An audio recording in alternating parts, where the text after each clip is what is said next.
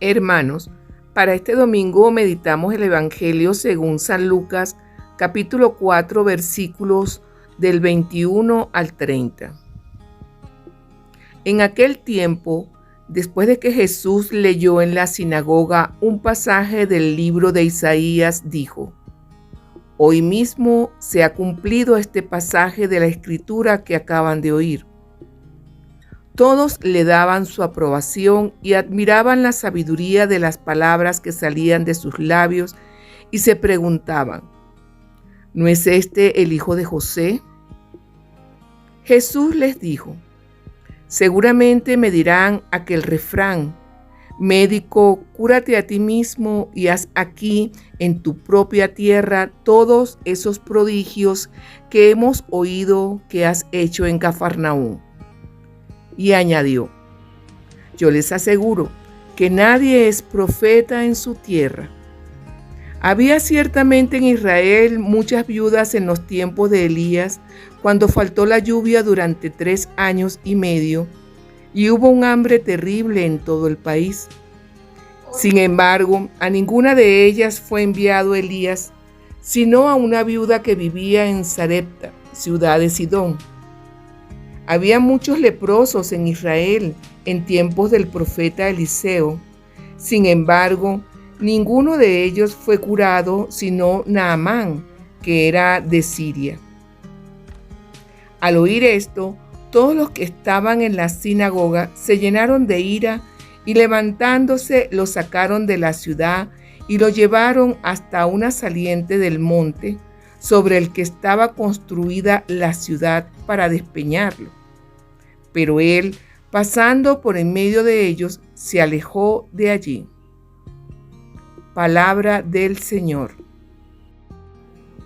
Feliz y bendecido domingo. Que la gracia y la paz de nuestro Señor Jesucristo esté con todos ustedes.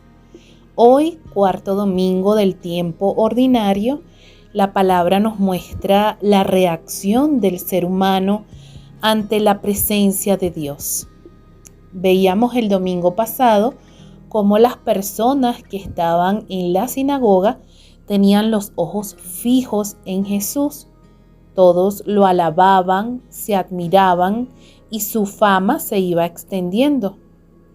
Hoy esta imagen entra en contradicción a partir de la respuesta que les da Jesús, porque esta fama surge a partir de los milagros y las manifestaciones que había hecho a las afueras de la tierra donde había crecido. Y estos hombres se desconciertan al quedar al descubierto las intenciones de su corazón, puesto que ellos no esperaban al Señor de los milagros, a ese Jesús que habían visto crecer en tamaño e inteligencia en medio de una familia humilde, hijo de un carpintero. A cambio esperaban los milagros del Señor, no valoraban ese hombre que, revelándose ante ellos como el Mesías Salvador, les traía un mensaje de fe, de esperanza y amor. Y que esa salvación no era exclusiva para ellos, no era para corazones egoístas. De allí que nuestra religión es católica, porque es universal, porque la salvación es para toda la creación.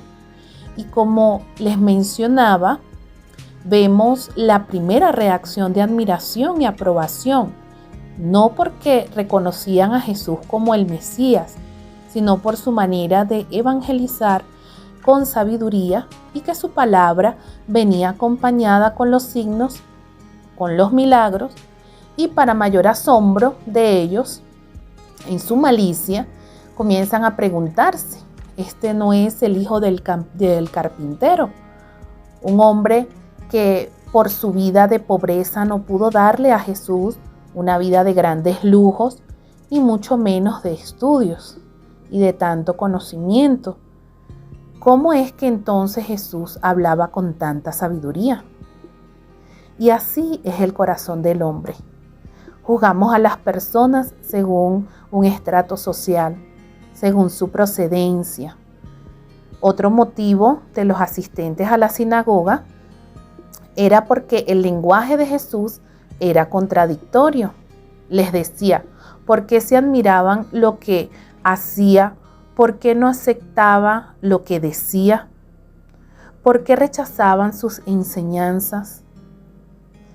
El autor pone en labios de Jesús un discurso de los antiguos profetas, el de Elías y Eliseo, donde también fueron enviados para sanar en lugares donde había gran necesidad, pero solo a uno le llegaba la gracia y además era extranjero, no era de ese lugar, dando Jesús a entender que estos hombres no tenían la valentía de renunciar a la seguridad religiosa que por años le había dejado su misma religión. No estaban preparados para seguirlo y darle un giro distinto a la vida. Por esto dice, nadie es profeta en su tierra. Muchas veces nos acostumbramos a tener cerca un buen profeta, una persona con carismas sobresalientes. Nos acostumbramos a un buen sacerdote, a un buen párroco.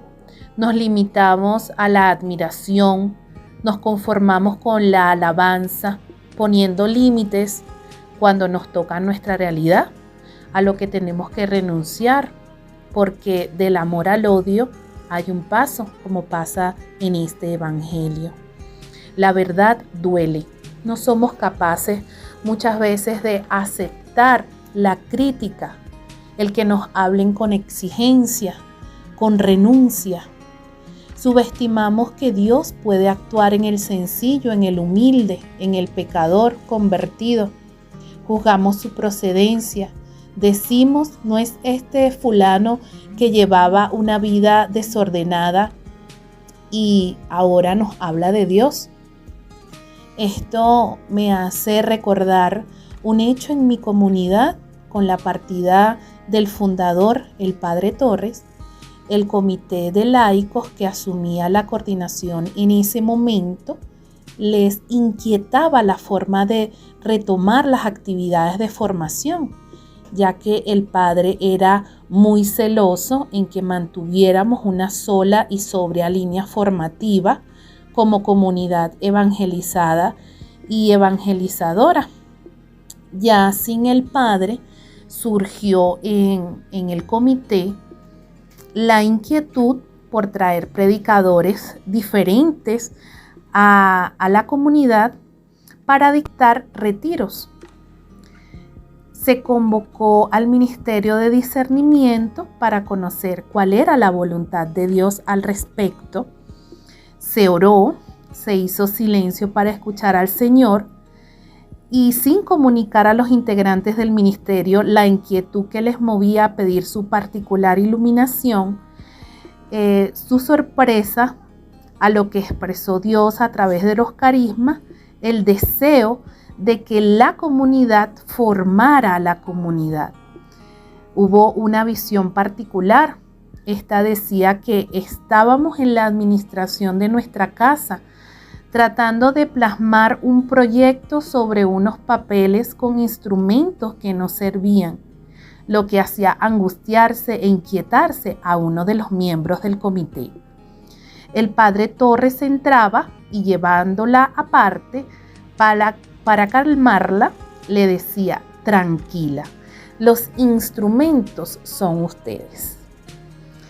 Con este testimonio queda en evidencia que todos somos instrumentos de Dios para llevar su mensaje y depende solo de ti aceptarlo y aceptar la salvación que el Señor te trae.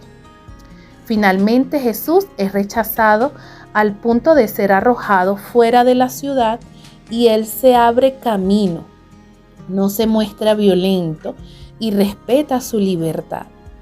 Hoy Jesús te habla, te muestra su mensaje de fe, de esperanza y de amor, mas Él respetará siempre tu libertad, tu elección. Si le aceptas, morará contigo, te tomará de la mano, te guiará, te sanará, te salvará y como buen pastor te llevará y te cuidará y te mantendrá en su rebaño de amor. Amén. Queridos hermanos, si quieren participar con nosotros en la expansión del reino de Dios, los invitamos a suscribirse a nuestro canal, a dar clic en me gusta y a compartir con tus contactos, amigos, familiares y redes sociales este video. También puedes dejarnos tus testimonios y tus peticiones de oración en la caja de comentarios. Dios te bendiga.